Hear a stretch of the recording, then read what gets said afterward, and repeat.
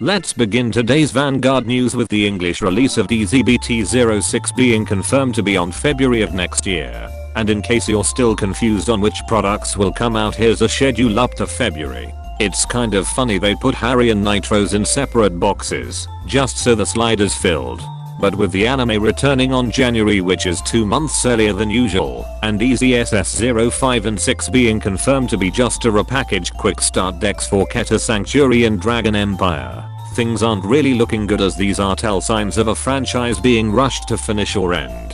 Fearmongering aside, Bushiroad International has added 2 more Yume no Kasho Cups in November and January, so that players can keep sharpening their pointy pencils and banging their dreams without the fear of some ninjas using the mind control and gangbang tags on their waifus. Bushiroad hasn't forgotten the ladies. The Destined Duo Cup in November gives you the chance of winning a limited edition Suo and Ak in a winter theme playmat. It's kind of ironic that they're the ones being featured when DZBT-04 barely gave their decks any supports. As to why this tournament is only being held in 50 shops in the world, with America getting most of them, it's allegedly supposed to only be sold in the Hokkaido prefecture. So this husbando playmat might actually be expensive in the secondary market. Also in November is the Panorama Cup, which is just a glorified Bang Dream tournament in Vanguard. Bushiroad must have forgotten that the earlier Bang Dream decks are in V Premium, and there's only 2 Bang Dream decks in Standard. Expect my Go mirror matches all day, assuming the tournament even gets enough players to even begin. For December, Vanguard Day returns with a Kuon and Subuilt Energy card and playmat as prizes. The fact that they're together in this image despite barely interacting outside of being the destined user makes me speculate that the anime might have gotten a last minute rewrite of making now the final antagonist instead. I even previously mentioned that Vagarakshas's 2 new support look more like Stoikeria cards. And for the Lunar New Year, players will get an over trigger featuring now in a short china dress that will surely awaken the year of the snake in a lot of players. Whatever issues Bushiroad had with the talent agency Michiru's voice actor was in seems to finally be over, as not only did they hint that he's coming back in the 3rd season of Vanguard Divines, but he's finally becoming a character skin DLC in Vanguard Dear Days 2. Nerukami and Tachikaze finally get their Vanguard promo cards, which also means this completes Bushiroad's premium format support for the year. The question now is if Bushiroad will still continue to do so next year.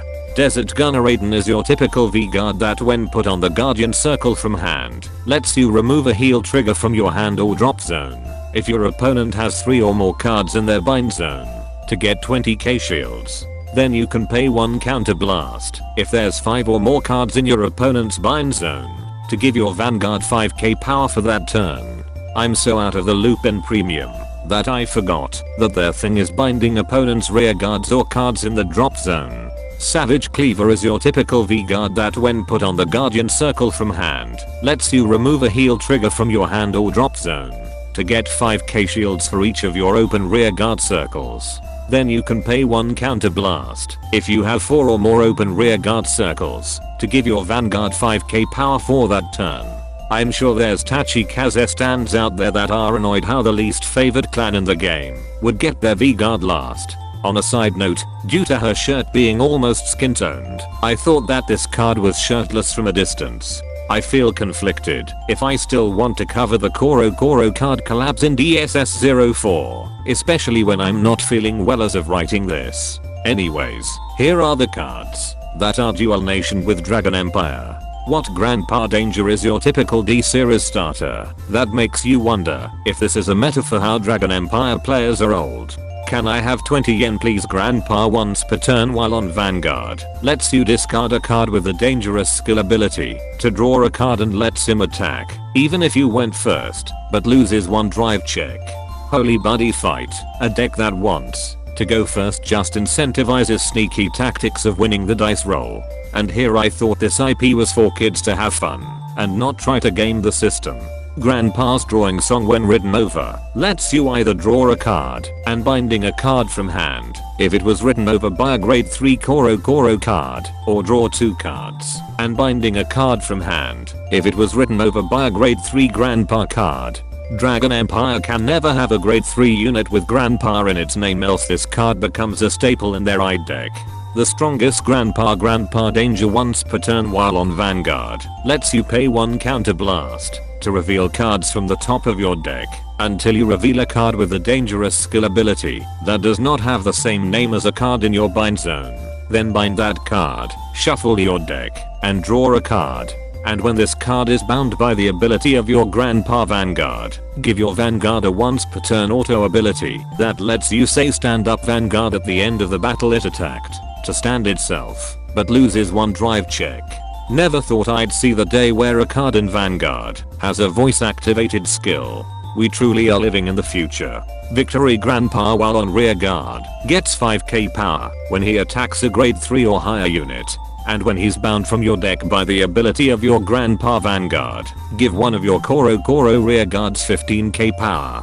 Then you can say big reversal if you have 5 or more damage to give that rear guard an auto ability that lets you automatically win the game if that unit's attack hits a Vanguard. When will Bushier Road learn that auto win conditions in Vanguard is not fun to play against? It defeats the purpose of the trigger system. Failure Grandpa when placed on rear guard that isn't on the battle phase lets you pay 1 counter blast to call up to 1 Koro card from the top 5 cards of your deck. You add it to your hand instead. If you have a Grandpa Vanguard while on rear guard, you can pay 1 Soul Blast when he attacks a grade 3 or higher unit to get 10k power. And when he's bound from your deck by the ability of your Grandpa Vanguard, nothing will happen. Yes, you heard right, an ability that nothing happens. It's probably there, just for the dangerous mechanic. Finally, Kazutoshi Soyama author when placed on rear guard that isn't on the battle phase lets you pay 1 Soul Blast if you have either a grade 3 or higher Koro or Grandpa Vanguard to choose up to 2 cards with the dangerous skill in your drop zone. Then put one of them to the bottom of your deck and call the rest to rear guard. And while on rear guard, you can put himself into your soul at the end of the battle. He boosted a rear guard with a dangerous skill ability if you have a grade 3 or higher Grandpa Vanguard that hasn't attacked this turn to stand that boosted rear guard, and it gets 5k power. It's actually kind of cool to see the author actually assisting his work by being its literal booster. And that concludes this Vanguard news without the bullshit. Special thanks to my Patreon members for continuing to support my content creation. Be sure to subscribe and let me know in the comments if nothing happens, because that's what it says.